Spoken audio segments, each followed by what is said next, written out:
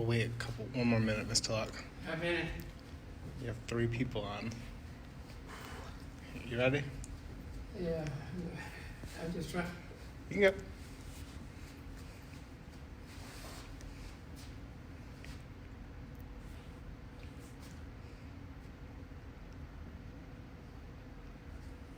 can start. Oh, you can start. Start now. Mm-hmm. Good evening.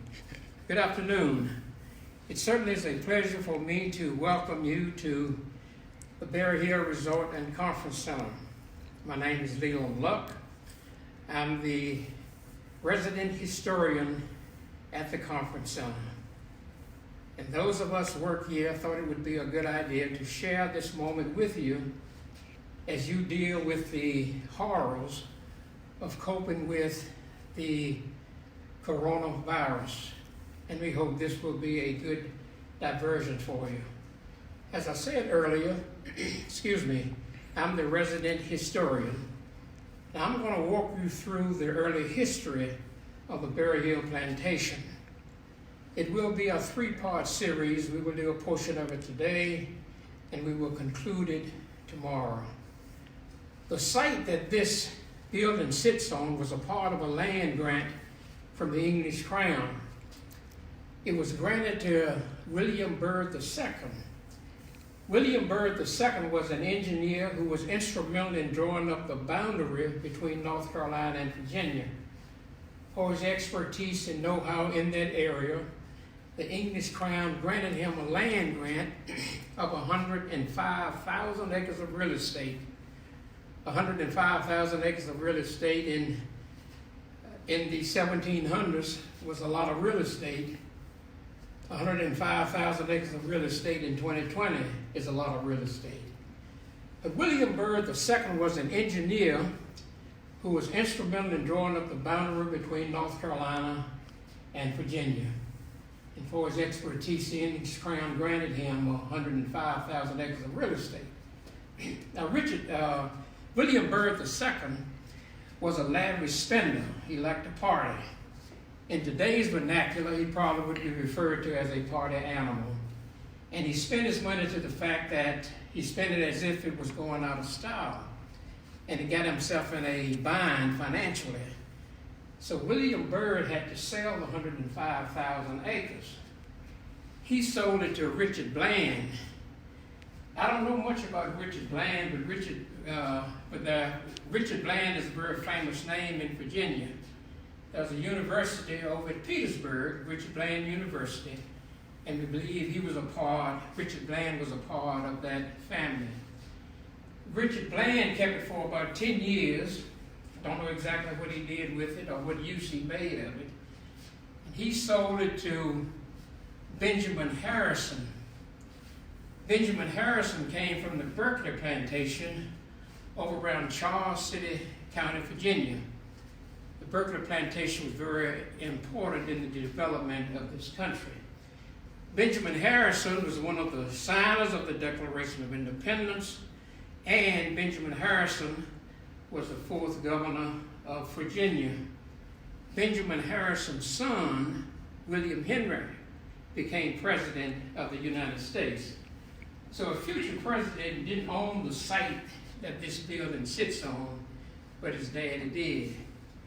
Benjamin Harrison kept it for a few years, and Benjamin Harrison surveyed out 1,020 acres. Sold it to a fellow by the name of Isaac Coles. Isaac Coles was related in a roundabout way through marriage to the Bruces. The Bruces built this old mansion here starting around 1842. Benjamin Harrison surveyed out 1,020 acres and sold it to Isaac Coles.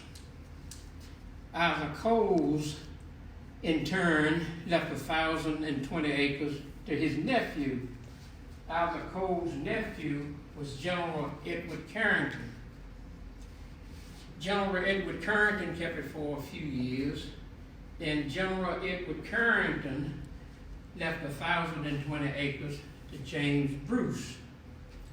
James Bruce was the patriot of the Bruce clan. James Bruce himself never lived in the house or didn't build it, but James Bruce's son, James Cole Bruce, built the mansion.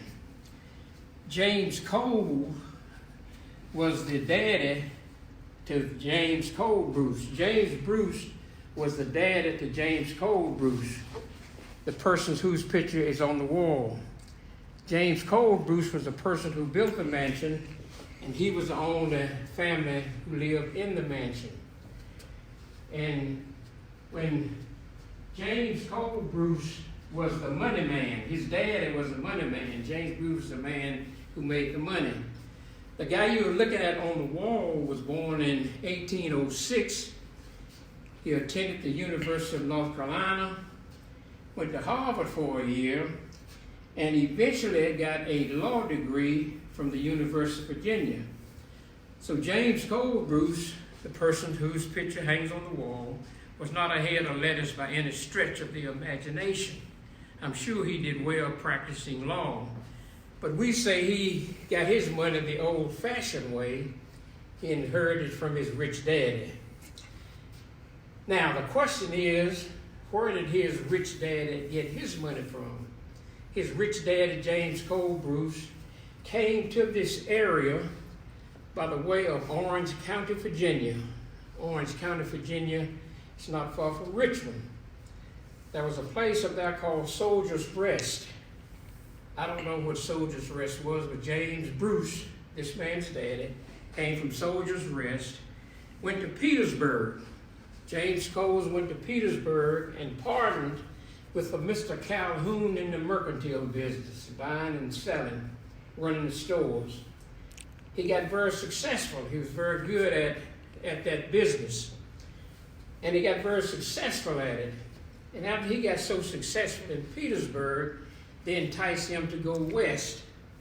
He went to Amelia County first and continued the trade. Amelia County is west of Petersburg.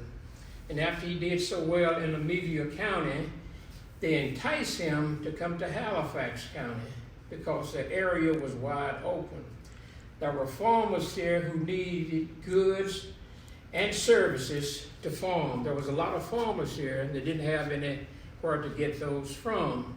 So James Bruce essentially came here and set up what we know today as chain stores to provide goods and services for the local farmers. He also had wagon trains coming through here on the way down to Louisiana. And he did very well.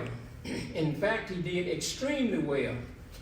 James Bruce, the patriarch of the Bruce clan, died in 1837. When James Bruce died in 1837, he was the third richest man in the United States. His estate was over $3 million. And he left the bulk of his estate to his oldest child, James Cole Bruce. That's what James Cole Bruce got the money and the means to build this gracious lady here that we are standing in and that we're going to tour later on in the program. James Cole Bruce's wife, Elizabeth, named Eliza Wilkins, came from over around Charlotte, North Carolina. And it is generally believed that he met her while he was a student at the University of North Carolina. I don't know much about her, but obviously she had something up her sleeve other than her arm.